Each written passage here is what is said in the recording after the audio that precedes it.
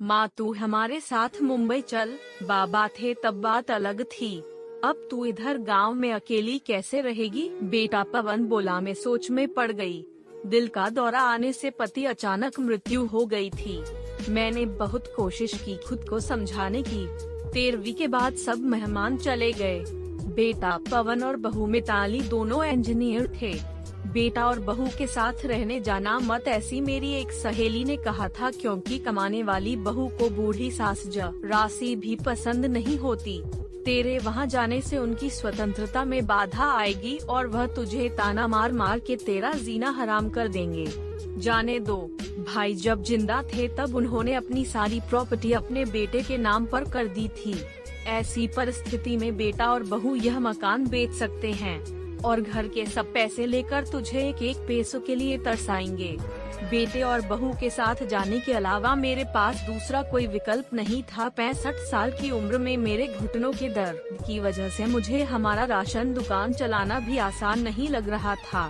13वीं का पूरा खर्च बेटे ने उठाया, पर छोटे मोटे खर्च के लिए बेटे के सामने हाथ फैलाना मुझे पसंद नहीं था और हमने बचाए हुए थोड़े पैसे मुझसे खर्च हो गए थे।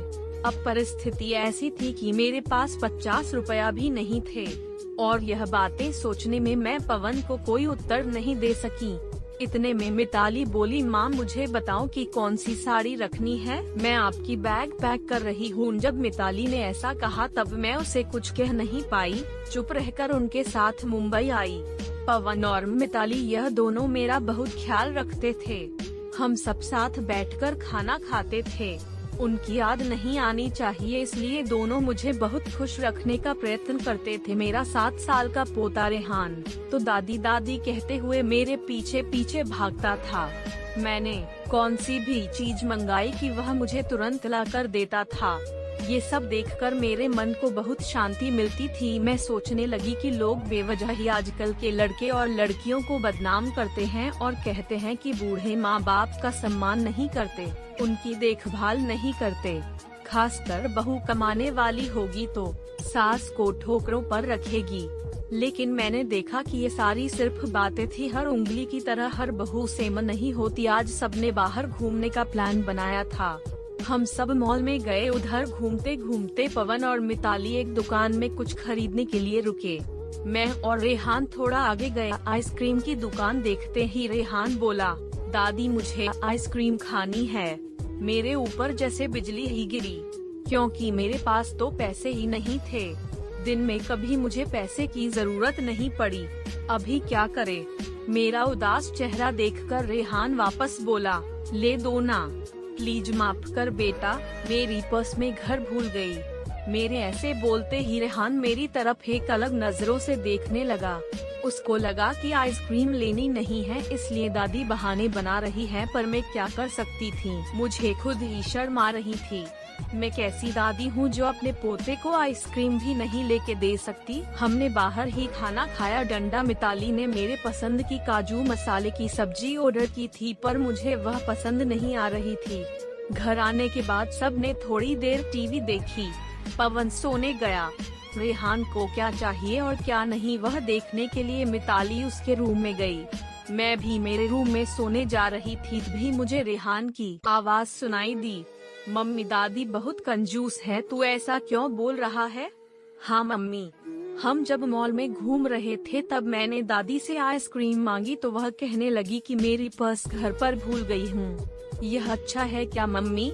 कंजूस दादी। रेहान क्या है? दादी के बारे में ऐसे बोलने से पहले तुमने सोचा नहीं क्या? तेरी दादी इस वक्त कितनी दुखी है, तू समझ नहीं सकता दादी को कितना दुख है।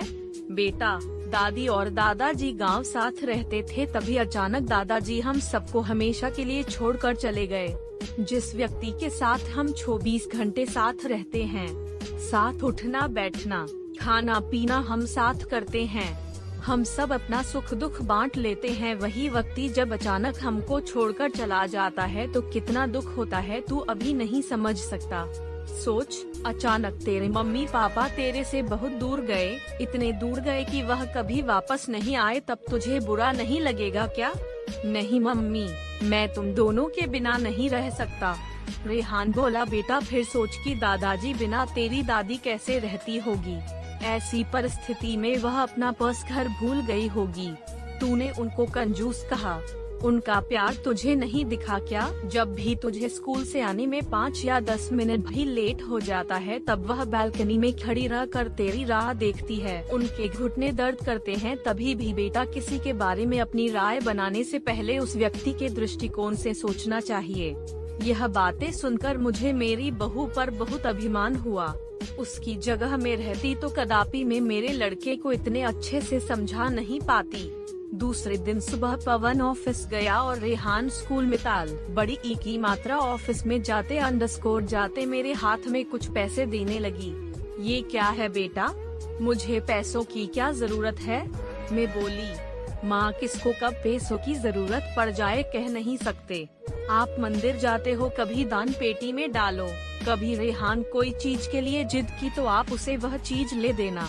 पर बेटा माँ, जब यही पैसे पवन ने आपको दिए होते तो आपने मना किया होता क्या?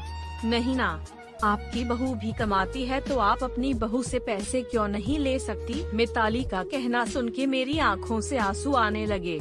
जो मेरे बेटा नहीं समझ सका वह मेरी बहू ने समझा। मेरी बहू जैसी बहू सबको मिले। मैंने भगवान से प्रार्थना की ऐसी बहू मुझे हर जन्म मिले। लोग बिना कारण कुछ कमाती बहुओं का दुर्व्यवहार देखकर सब कमाती हुए बहुओं को दोष देते हैं।